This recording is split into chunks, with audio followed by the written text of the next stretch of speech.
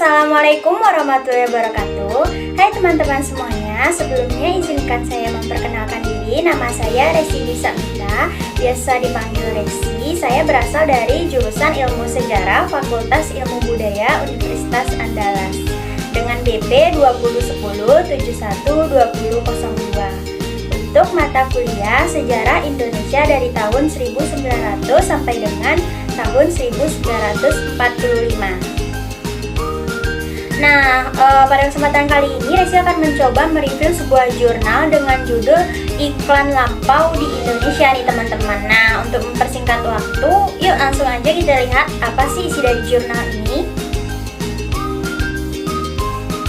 Oleh Jeffrey Al-Katiri pada 1 April 2005.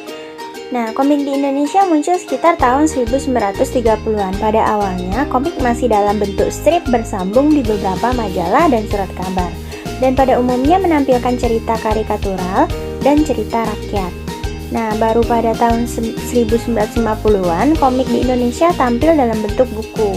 Perkembangan komik di Indonesia tidak terlepas dari pengaruh perkembangan komik luar negeri seperti Amerika, Eropa, serta Jepang. Dan sebelum adanya media lain, komik di Indonesia menjadi suatu bacaan hiburan. Komik di Indonesia berkembang menjadi produk kebudayaan populer yang mudah dicerna, cepat menyebar, dan mudah diterima oleh berbagai usia dan kalangan. Faktor itulah yang kemudian dilihat oleh para produsen dan pekerja periklanan. Mereka beranggapan bahwa sifat dan bentuk komik sangat akrab dan mudah diterima oleh berbagai kalangan itu, sehingga dapat dimanfaatkan sebagai alat media promosi. Di Amerika sendiri komik sejak tahun 1930-an sudah dimanfaatkan sebagai media iklan, dan iklan itu sendiri merupakan berita atau informasi yang bertujuan untuk mendorong serta membujuk masyarakat untuk mengenal, mencoba, dan menyukai barang atau jasa yang ditawarkan. Iklan merupakan sebuah media yang dibuat oleh para pekerja iklan berdasarkan pesanan dari pihak produsen barang atau jasa. Produk iklan sendiri dapat dibuat dalam berbagai bentuk serta jenis. Pertumbuhan di sektor industri pada pertengahan dan awal abad ke-20 di Amerika dan Eropa telah mendorong berkembangnya berbagai produk, barang, dan jasa. Kenyataannya, ini sejalan dengan perkembangan masyarakat yang cenderung menuntut hal-hal baru. Di sisi lain, pihak produsen sangat jeli melihat peluang dari keinginan masyarakat seperti itu. Tindakan mereka adalah memproduksi sebanyak mungkin barang komoditas untuk memenuhi kebutuhan dan tuntutan dari para konsumennya.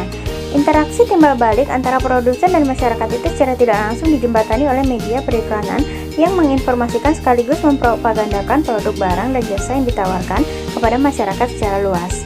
Nah, sebaliknya, secara tidak langsung adanya fenomena seperti itu telah memberikan peluang bagi pertumbuhan media periklanan di media massa. Berbagai iklan kemudian bermunculan di berbagai surat kabar dan majalah dengan berbagai bentuknya. Dengan adanya iklan, masyarakat menjadi lebih dirangsang untuk mengenal dan membeli barang kebutuhannya. Iklan sendiri juga mempermudah cara pembelian yang tidak langsung, tetapi dengan jasa paket atau pos dibuat. Iklan ditawarkan dengan berbagai cara, seperti persuasif, aktif, dan sering juga dengan cara memaksa. Persuasif sendiri berarti dengan suatu proses tindak lanjut secara perlahan atau terselubung dan tanpa disadari sehingga dapat mengubah persepsi dan kognisi dari orang yang mendapatkannya, atau dengan cara melihat, mendengar, dan merasa. Nah, aktif sendiri berarti dalam proses yang terus-menerus tanpa henti dengan menampilkan berbagai tanda pesan sehingga diharapkan dapat mengubah persepsi bahkan asumsi seseorang. Komik yang dipergunakan sebagai iklan termasuk dalam jenis komik strip, yakni komik yang hanya membutuhkan beberapa kotak gambar. Biasanya komik strip ini terdapat dalam media massa cetak. Berbeda dengan komik dalam bentuk buku, komik strip ini langsung memusatkan perhatiannya pada maksud pesannya pada bidang sasaran sehingga lebih sederhana, cepat, singkat, dan lugas dalam penampilannya. Kesederhanaan dan kelugasan itu dapat dilihat dalam bentuk pemakaian bahasa dan pemanfaatan bidang gambar. Perbedaan lain dapat dilihat dari peran tokoh. Pada komik dalam bentuk buku, peranan tokoh sangat menonjol, sedangkan pada komik strip, peranan tokoh sering berubah dan disesuaikan dengan sasaran pembacanya.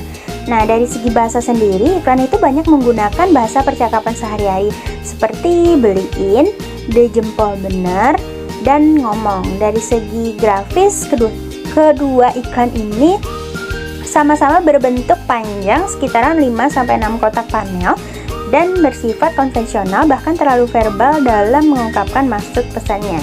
Hal itu terlihat dari kotak yang menggambarkan bahwa seorang tokohnya sedang berbicara dalam hati.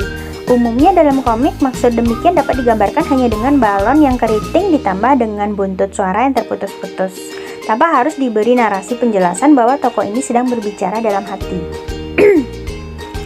Iklan ini termasuk iklan dalam bentuk komik versi awal sekitar tahun 1939-an. Jadi wajar jika semua maksud dari pesan yang ingin ditampilkan atau diungkapkan ini dengan menggunakan berbagai bahasa komik.